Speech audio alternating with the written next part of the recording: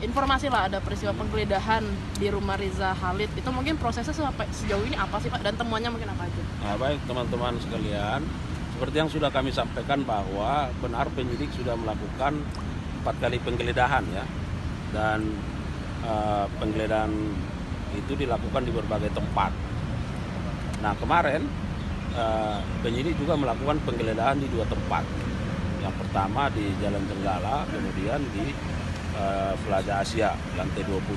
Nah untuk hasil penggeledahan yang di Jalan Jenggala, penyidik itu menyita ada 34 ordner yang berisi dokumen-dokumen, dan itu sekarang sedang diteliti kan, karena di dalam ordner kemudian ada 89 bundel dokumen yang tentu kita harapkan bahwa temuan terkait dokumen-dokumen ini akan bisa mengungkap ya, membuat lebih terang dari tindak pidana ini yang sekarang sedang disidik.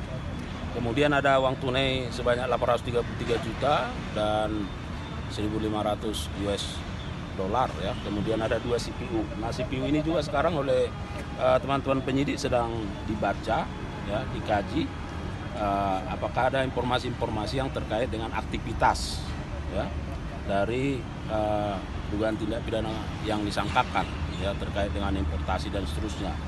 Nah sedangkan di Plaza itu ditemukan 4 kardus surat-surat dokumen. Nah itu yang diperoleh dari 2 tempat penggeledahan, dan penggeledahan itu sekarang masih dilanjutkan karena masih belum selesai ya. Nah kemudian apakah ada tempat-tempat lain yang barangkali juga akan dilakukan penggeledahan, ya sangat terbuka kemungkinan itu ketika misalnya penyidik masih menemukan bahwa ada hal-hal yang dibutuhkan dalam proses penyidikan ini tapi diduga ada di tempat lain. Nah itu ya. Pak, tapi apa sih keterkaitannya atau peranannya si Riza Khalid ini dalam kasus Pertamina ini?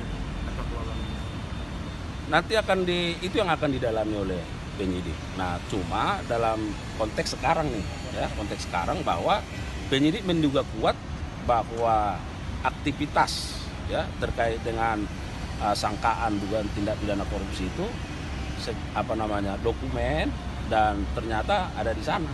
Nah itulah yang mau dipelajari kan, dikembangkan. Nah, kenapa ada di rumah yang bersangkutan? Apakah bagaimana perannya dan seterusnya, tentu ya itu yang akan dicari benang merahnya oleh penyidik ya. Itu yang pertama ya. Kemudian yang kedua, saya tegaskan begini, saya sampaikan kepada teman-teman media bahwa penegakan hukum ini juga kan harus mendatangkan kemaslahatan ya. Karena kami melihat bahwa di masyarakat ini seolah-olah ada jangan sampai bias ya. Jangan sampai bias, bahkan menimbulkan ketakutan ya. Jadi kita sampaikan bahwa masyarakat harus tenang ya, tenang, karena sesungguhnya yang kami lakukan penyidikan dalam perkara ini adalah terkait dengan dugaan tindak pidana korupsi dalam importasi minyak mentah dan produk kilang di Pertamina dan subholding termasuk KKKS tahun 2018-2023. Itu yang harus dulu dimaknai. 2018-2023 berarti penegakan hukum terhadap peristiwa ini sudah selesai. Itu yang pertama. Yang kedua, minyak itu habis pakai.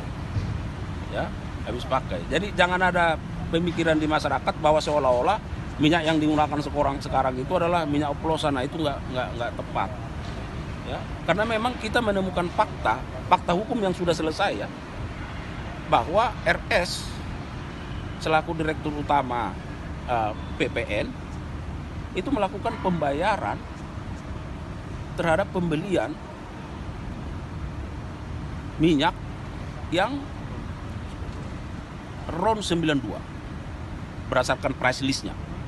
Padahal yang datang itu di RON 88 atau 90. Nah, oleh karenanya kami kan harus mengkaji berdasarkan bantuan ahli. Misalnya kalau yang datang 90 itu kan Pertalite. Nah, apakah Pertalite ini juga sewaktu diimport langsung didistribusi? Ya kan?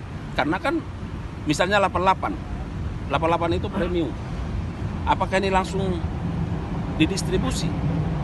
Nah tentu ini kan harus masih dilakukan pengkajian penelitian di situ. Nah oleh karenanya hal yang pasti adalah bahwa ini terjadi di 2018-2023. Jadi supaya tidak disalahartikan ya.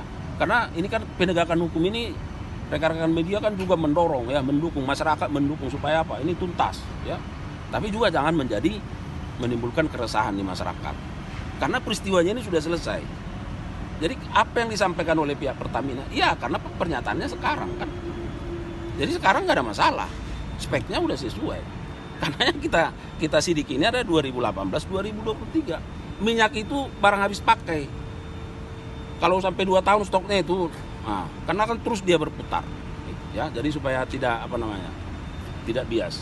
Bapak berarti izin mempertegas barusan, berarti yang tahun ini kan 2018-2023 Kejagung masih memperdalam lah apakah itu masih distribusi atau tidak sebenarnya untuk. Iya, ya itu juga menjadi bagian. Apakah tahun itu misalnya seberapa banyak sih? Apakah setiap tahun, ya kan?